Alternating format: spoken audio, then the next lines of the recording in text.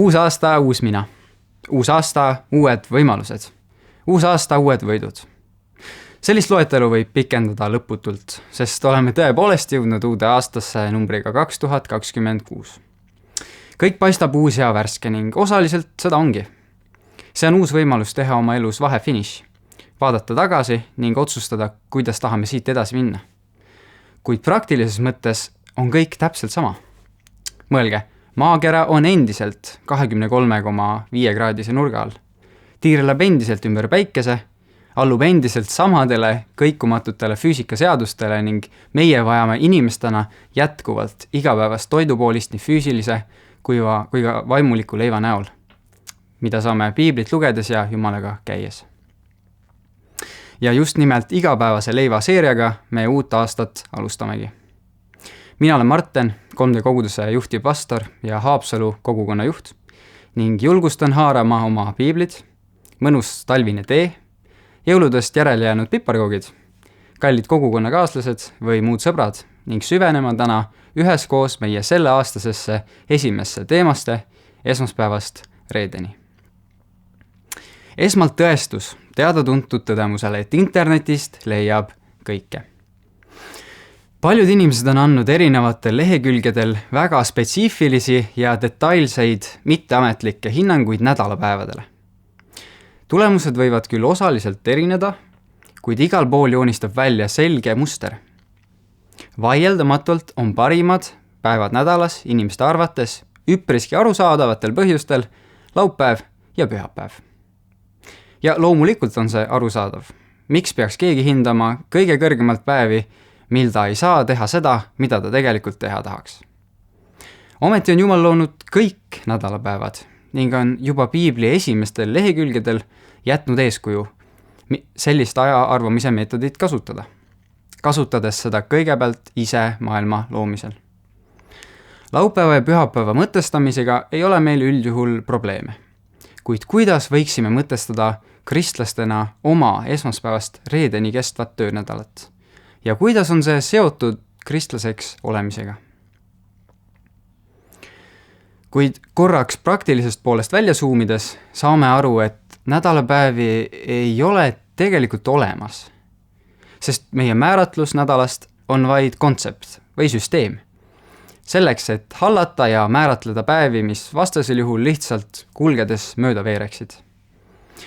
Ometi peame tunnistama, et Jumal on meie maailma tõesti hästi loonud ning rütmid ja süsteemid on meie elust igat pidi läbi põimitud oluline osa, alustades inimkeha bioloogilistest ja psühholoogilistest rütmidest ning lõpetades universaalsete rütmidega nii aastaaegade, ilmastikunähtuste kui ka kosmiliste tsüklite näol.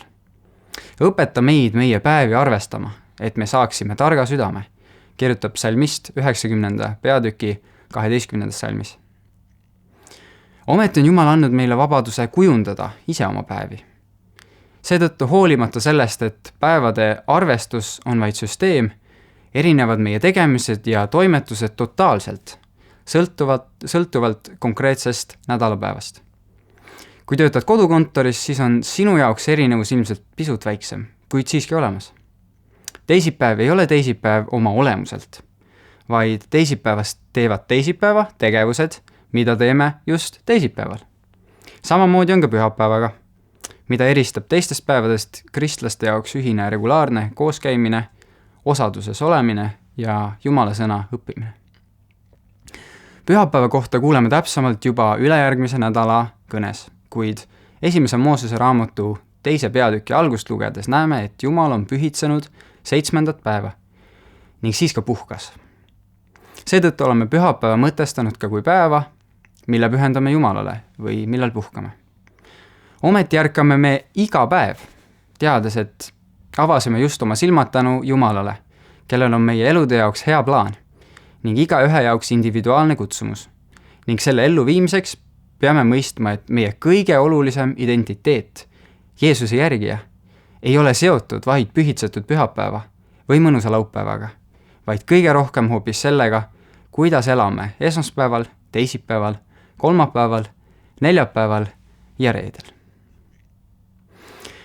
Vahel on raske näha, kuidas peaksid töised ja tihti üpris väsitavad ning isegi masendavad argipäevad olema meie jaoks kristlastena olulised. Mäletan väga hästi aega, kui töötasin laos ning kus mu põhiülesanneteks oli tõstukitega ringi sõitmine, kauba kokku kogumine ning tellimuste väljastamine. Palvetasin pikalt enne sinna tööle asumist, et Jumal annaks tunnetuse, kas see on õige koht või mitte. Sain väga selge kindluse, et pean sinna minema ja minu esmaspäevast reedeni sai täiesti uue tähenduse. Alguses oli väga tore, sest nii palju uut oli õppida ja erinevad masinad olid väga vinged. Samuti oli huvitav ennast erinevates valdkondades proovile panna. Järjest kõrgemalt riiulilt aluseid alla võtta, semmudega võrrelda, et kes jõuab kiiremini rekkahaagise vastukaalu tõstukiga tühjaks laadida. Või kas jõuan teiste kogenumate töökaaslastega tellimuste kokkupanemisel sammu pidada. Ühel hetkel aga sain aru, et oskan juba kõike ning ei olnud ühtegi uut valdkonda, mida avastada. Isegi tõstukitega sõitmine muutus juba automaatseks tegevuseks, mille vältel võisin ise täiesti teistele teemadele mõtelda. See pani mind tihti tundma tühjana ning küsisin Jumalalt, kas see ongi minu eesmärk siin. Äkki aga avastasin ennast vabamatel hetkedel või pauside ajal töökaaslastega usust rääkimas. Mõnikord kujunes minu ümber pool ring töökaaslastest, et Jumala, koguduse või muu usuga seotud teema kohta küsida. Mõned huvi pärast, teised selleks, et nalja teha. Paaril korral istusin ja arutlesin ka ülemusega pikalt usust, moraalist ja eetikast ning sain talle isegi detailselt evangeeliumi sõnumi lahti seletada. Olen nende hetkede üle väga tänulik, kuid mõistsin nende jutuajamiste vaimulikku väärtust alles siis, kui sain mõne lähedasema töökaaslasega väga avatud vestlusi pidada ning nägin päev-päevalt ka nende hoiakuid või mõttemustreid muutumas. See pani mind mõistma, et ma ei ole siia sattunud tõstukitega sõitmise või euroaluste virna ladumise pärast, vaid inimeste pärast, kelleni Jumal on igatsenud jõuda ning kelle ellu minu kaudu ka kõneleda. Ehkki ükski mu töökaaslastest ei ole täna usus, siis hoian mõnega neist endiselt ühendust ja on tekkinud hea klapp, et ka niisama aeg-ajalt taas kokku saada, piljardit mängida ja elusid jagada. Minu enda jaoks ainult kinnitab äsja kirjeldatud töökogemus seda, et koolis, tööl, praktikal, trennis, ajateenistuses või huvikoolis käimine on meie jaoks kõige parem viis jagada evangeeliumi neile, kes Jeesust ei tunne. Mõelge, me oleme sisuliselt kohustatud olema tööl või koolis, suuresti mitte kristlaste keskel, kellel pole võimalik ka meie eest kuhugi põgeneda. Ning paljude nende elus on väljakutsed, raskused, mured või muu selline, mille Jeesus saaks lahendada. Seega oleme igapäevaselt tööl ja koolis ideaalses keskkonnas, kust leida võimalusi Jeesusest jagamiseks kolleegidele või kaasõpilastele, kellest mõni on avatum ja mõni küll vaenulikum, kuid lõppude lõpuks peame mõistma, et meie töö ja pingutus ei ole mitte ühtegi inimest Jumala juurde tuua. Isegi sõnad ja laused, mida me neile ütleme, on tihti püha vaimu poolt juhitud ja suunatud. Meie ülesanne on elada oma tegudega välja Kristust, olla julge ning teha õigel ajal oma suu lahti. Samuti mõistsin oma isikliku töökogemuse põhjal, et meie ülim kutse ei ole ükski töö, ametikoht, roll või valdkond, vaid Jumal on andnud meile erinevad annid, oskused ja võimekused, et võiksime olla erinevates keskkondades, erinevate inimeste keskel ning kuulutada just neile, kelleni teised ei jõuaks. Võrreldes oma eelmise töökohaga on praegune pastoritöö totaalselt erinev. Keegi ei ütle, mida on vaja teha või millele mõelda. Ühte ja samasugust tööpäeva ei ole olemas. Spontaansus ja kiire plaanide ümber mängimine on tihti hädavajalik ning suurima erinevusena minu igapäevaseks töökollektiiviks on 30 kaastöötaja asemel 4 juhatuse liiget, arvuti, laud, tool ja meie ustav 4-rattaline Seat Leon. Ning töökeskkond on minu enda kodu, kohvik või mõne muu toreda inimese kodu, kelle juures parasjagu külas olen. Nüüd olen aga teises äärmuses. Minu loomulikus töökeskkonnas ei ole enam kedagi, kellele jagada Jeesust. Ja alguses olin sellega päris kimpus, sest muidugi on mu praegune töö oluline ning tunnen, et olen Jumala erilises kutses, Kuid kellele ja kuidas nüüd peaksin evangeeliumi jagama?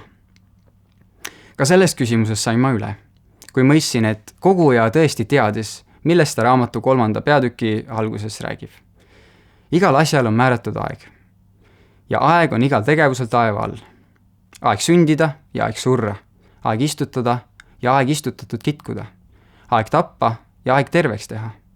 Aeg maha kiskuda ja aeg üles ehitada. Aeg nutta ja aeg naerda. Aeg leinata ja aeg tantsida.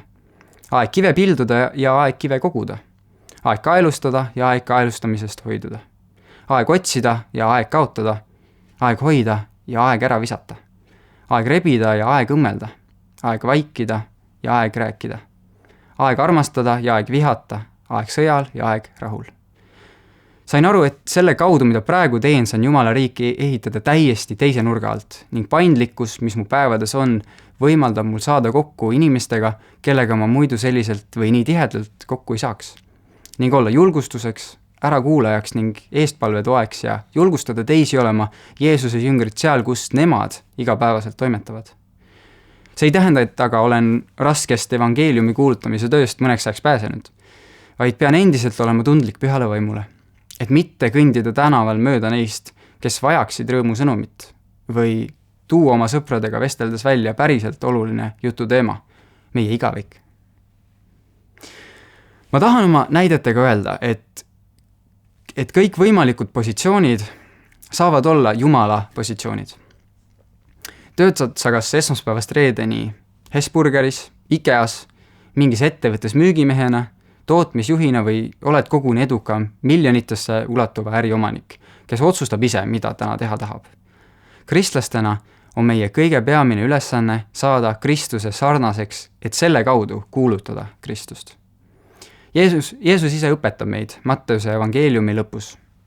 Minge siis, tehke jüngriteks kõik rahvad, ristides neid isa ja poja ja püha vaimu nimesse ja õpetades neid pidama kõike, mida mina olen teil keskinud. Ja vaata, mina olen iga päev teie juures ajastu lõpuni. Kas ainult pühapäevadel, kui kirikus kokku saame?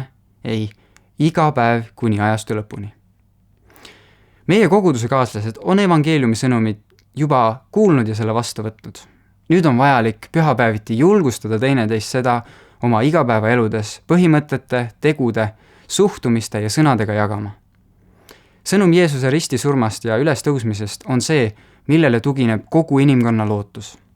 Mitte miski muu ei saa meid päästa sellest patusest maailmast, kui ainult elav usk Jeesusesse ja sellesse, et ta on võtnud enda peale meie patud ning kandnud meie koormad, et me võiks elada päriselt elusat elu koos temaga. Uus aasta on uute lubaduste aeg. Kes lubab minna jõusaali, kes lubab hakata tervislikult toituma ning kes lubab, et alustab selle kõigega juba järgmisel aastal. Lõpetan oma kõne paari küsimusega. Kas oleme valmis alanud aastal andma ka oma tööpäevad Jumala käsutusse ja kasutusse? Kas oled valmis ka pikkadel, pingelistel ja tüütutel töö- või koolinädalatel eelkõige mõtestama end kui Jeesuse järgijat, mitte töötajat või õpilast? Kas tahame olla pühapäevakristlased või igapäevakristlased? Ma annan teile uue käsu. Armastage üksteist. Nõnda nagu mina teid olen armastanud, armastage teiegi üksteist. Sellest tunnevad kõik, et te olete minu jüngrid, kui te üksteist armastate. Õnnistatud aruteluaega.